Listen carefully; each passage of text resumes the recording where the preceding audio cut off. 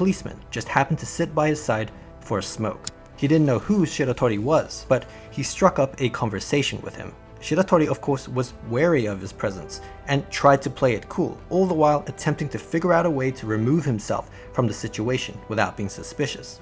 Suddenly, the policeman did something unexpected, at least to him. He pulled out another cigarette and offered it to him. Shiratori was stunned. You see, cigarettes were expensive luxury items in Japan at the time, and the fact that someone offered it to him just out of the kindness of his heart brought tears to his eyes. Not to mention, all his life he had been abused and mistreated by officers of the law, with even the head guard Kobayashi turning his back on him. And here was an instance of an officer treating him kindly, with respect, and with no prejudgment. As he smoked the cigarette, Shiratori couldn't help but tell the officer his full name, Yoshie Shiratori, and that he had escaped from Sapporo prison last year. In fact, he had escaped from prison 4 times in his life.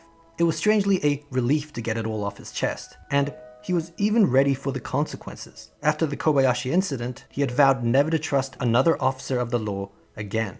But the simple act of receiving a cigarette from a stranger broke him.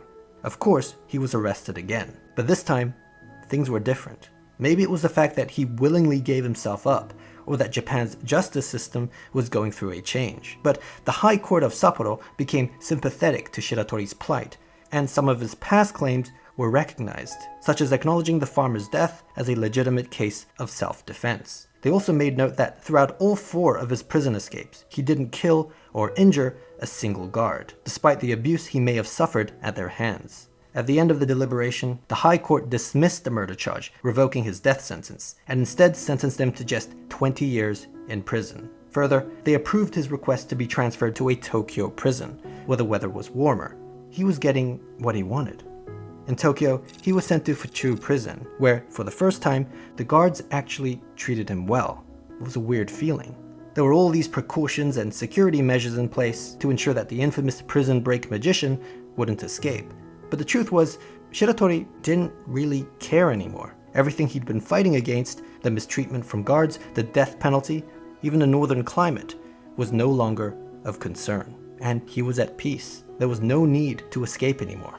He finally accepted his punishment, and for the remainder of his sentence, acted as a model prisoner.